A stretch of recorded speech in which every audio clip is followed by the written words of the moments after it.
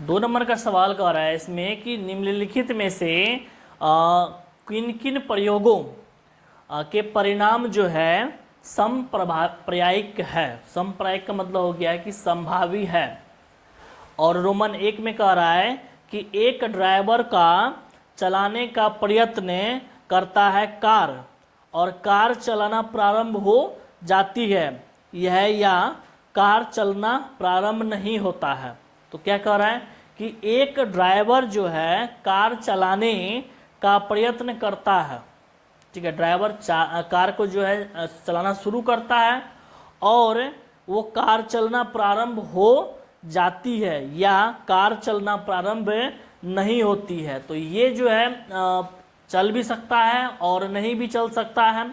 अगर ये चलेगा तो वो क्या हो जाएगा कि संभावी प्रयोग जो है ये होगा।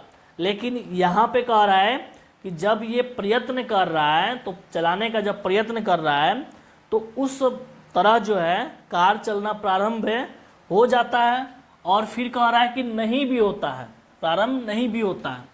तो इसका परिणाम जो होगा वो क्या होगा, समसंभावी होगा। क्या होगा कि यह लिखेंगे यह परिणाम समसंभावी नहीं है। क्यों नहीं है? क्योंकि आप देखिए यहाँ पे कि जब वो ड्राइवर कार को चलाना शुरू करता है तो उस कंडीशन में 2 ही चीज़ हो सकता है, या तो वो कार चलेगा या तो नहीं चलेगा। रोमन 2 कह रहा है इसमें कि एक खिलाड़ी बास्केटबॉल को बास्केट में डालने का प्रयत्न करती है और वह बास्केट में बॉल डाल पाती है या नहीं डाल पाती है। तो इसका भी परिणाम क्या होगा कि या तो वो डाल पाएगा या तो वो नहीं डाल पाएगा। यानी संभाविक नहीं है कि वो दोनों में से कोई एक कर पाए, ठीक है, चाहे तो वो डाल देगा या तो वो नहीं होगा। यानी 2 परिणाम हो सकता है उसका। तो यहाँ पर भी लिखेंगे यह परिणाम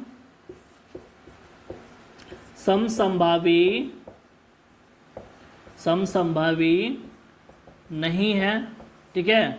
क्यों नहीं है? अगर हम यहाँ पे कारण दे तो यहाँ पे लिख सकते हैं कि वो जो बास्केटबॉल जो खेल रहा है उसमें वो बॉल को जो है या तो वो जो है बास्केट में डाल सकता है या फिर नहीं भी डाल सकता है, कोई लिमिट नहीं है, ठीक है। तो ये इसका कारण हो जाएगा। अब रोमन 3 कह रहा है कि एक सत्य असत्य प्रश्न का अनुमान लगाया जाता है, उत्तर सही या गलत होगा, ठीक है। कोई भी सत्य असत्य का यानी ट्रू और फॉल्स का जो है क्वेश्चन का अनुमान लगाता है, अनुमान लगा रहा है, ठीक है, या वो सत्य होगा या वो असत्य होगा। ये भी वो बात जो है क्या कर रहा है, अनुमान में कह रहा है। और फिर उसके बाद कह रहा है कि उत्तर सही है या उत्तर गलत है। तो सबसे पहले जो परिणाम वो लगाया वो परिणाम क्या था, संभावी परिणाम था, ठीक है। तो यानी वो अनुमान लगा करके दिया। तो यहाँ पे हो जाएगा यह परिणाम समसंभावी है, ठीक है। अब इसके बाद चौथा में कह रहा है कि एक बच्चे का जन्म होता है, वह लड़का होगा या लड़की होगा। ये भी क्या है, अनुमान में है कि वो बच्चे जो होगा वो लड़के ही होगा या लड़कियां ही होगा। तो ये क्या हो गया, समसंभावी परिणाम हो गया, ठीक है। यह लिखेंगे परिणाम